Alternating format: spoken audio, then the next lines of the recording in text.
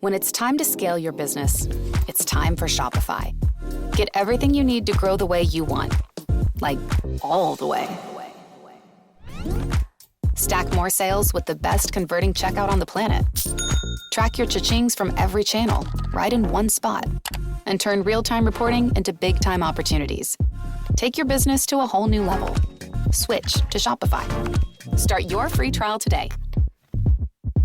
Hi, Ryan Reynolds here for Mint Mobile. Are you looking for a beach read this summer? May I suggest your big wireless bill? It's got suspense, mystery, a slightly flat, emotional arc, and a shocking twist where you realize you've been overpaying the entire time. Fortunately, though, Mint's story is better. Every plan, $15 a month. Even unlimited. That's it. Happy ending.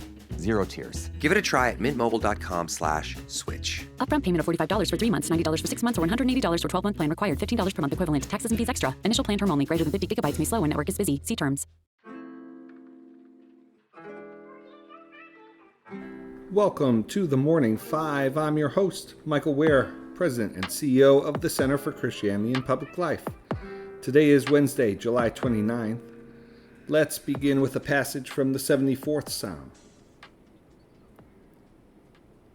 God, my King, is from of old, working salvation in the midst of the earth. You divided the sea by your might. You broke the heads of the sea monsters on the waters. You crushed the heads of Leviathan. You gave him as food for the creatures of the wilderness. You split open springs and brooks. You dried up ever-flowing streams. Yours is the day. Yours also the night. You have established the heavenly lights and the sun. You have fixed all the boundaries of the earth. You have made summer and winter. Remember this, O Lord, how the enemy scoffs and a foolish people reviles your name.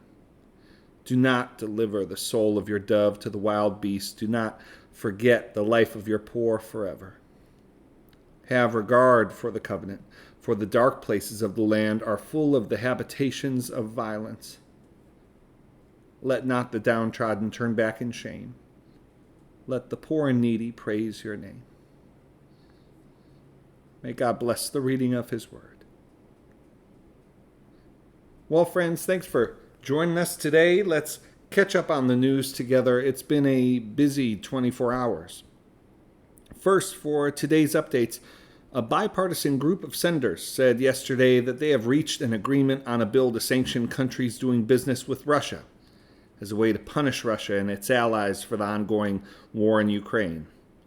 We are proud to announce an agreement on legislation to stop purchasers of Russian oil and gas from fueling Putin's war machine and to continue restricting the Iranian regime's ability to support terrorism and build its nuclear program, the senators said in a joint statement. The agreement was announced by Senator Darlene Graham of South Carolina, Jim Risch of Idaho, Roger Wicker of Mississippi, Katie Britt of Alabama, Richard Blumenthal of Connecticut, and Jean Shaheen of New Hampshire. There is no greater way to honor Senator Graham's legacy than to move forward with this bipartisan agreement, they said. Their announcement came as many officials in Washington, D.C. attended the late Senator Lindsey Graham's funeral yesterday. The Senate is set to vote on the bill this week. The Senate also confirmed Jay Clayton, the U.S. Attorney in Manhattan, to be Director of National Intelligence yesterday, filling a key vacancy. Next up, a coalition of more than 1,100 AI tech workers, including senior-level staff at the leading AI firms, released a statement yesterday saying that AI could help create a dramatically better future, but that outcome is not guaranteed. They continued by saying that they think they are close to an inflection point with the technology, and that they want governments to come up with a way to halt the international AI race if needed for security. They said, quote, "The world's leading AI companies believe they could be close to automating AI research. It is hard to predict exactly how much this will accelerate AI progress, but there is a real risk that capability development rapidly accelerates beyond our ability to understand or control the resulting systems." The letter asks for decision makers in society to figure out, quote, "an option to buy time to address emerging risks, develop security measures, and strengthen oversight. AI development is largely unregulated on the federal level." Last for today's quick updates, Iran launched a ballistic missile attack on American forces in the Middle East yesterday, according to the U.S. military. American forces intercepted all of the missiles. The attack is an escalation after a brief lull in attacks this week. President Trump said yesterday that if Iran doesn't agree to a negotiated peace deal, he will order strikes on the country's bridges and power plants. Now, let's get into today's main story. This past week, government prosecutors in Atlanta presented a case that seems to be one of the first of its kind, an obstruction charge against an American citizen who gave a passcode to customs officers that he knew would erase the contents of his cell phone. Samuel Tunnick, an Atlanta resident, faced interrogation on his way back into the U.S. last year after a trip to the Dominican Republic. Customs officials maintain that they have the right to seize and search digital devices of incoming travelers without a warrant because they are not considered to be on American soil until they are allowed through processing. The New York Times reports that Tunnick's lawyers alleged during a federal hearing on the case last week that he faced targeting at the border due to his political activism in support of preserving local woodlands in Atlanta that might be developed into a police and fire training center. I'll read from the Times report. The government's argument here is that the physical phone was just a container. The data itself was the property that they had lawful authority to seize, and inputting the duress code was the physical act that caused its destruction.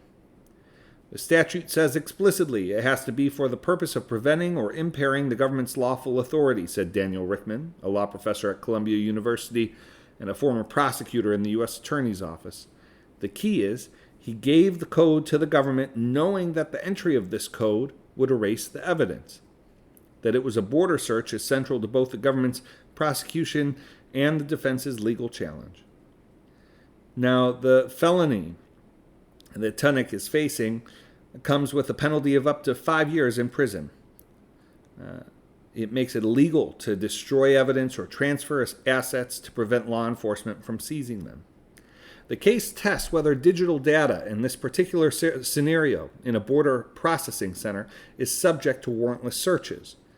Many cell phone models offer a way to wipe data after a certain number of incorrect password attempts or to save a false password that will trigger deletion.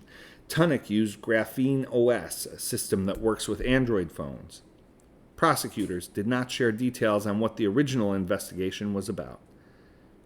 We'll stop there for today. Let's go to the Lord together in prayer. Dear Father, always near us, may your name be treasured and loved. May your rule be completed in us.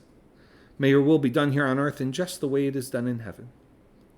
Give us today the things we need today and forgive us our sins and impositions on you, as we are forgiving all who in any way offend us. Please don't put us through trials, but deliver us from everything bad, because you are the one in charge, and you have all the power, and the glory too is all yours forever, which is just the way we want it. All right, friends, thank you for joining me today. As always, the Morning Five is brought to you in partnership with the That Sounds Fun Network, supported by the Center for Christianity and Public Life. If you'd like to learn more about our work at CCPL, you can visit ccpubliclife.org. Hope you have a wonderful Wednesday.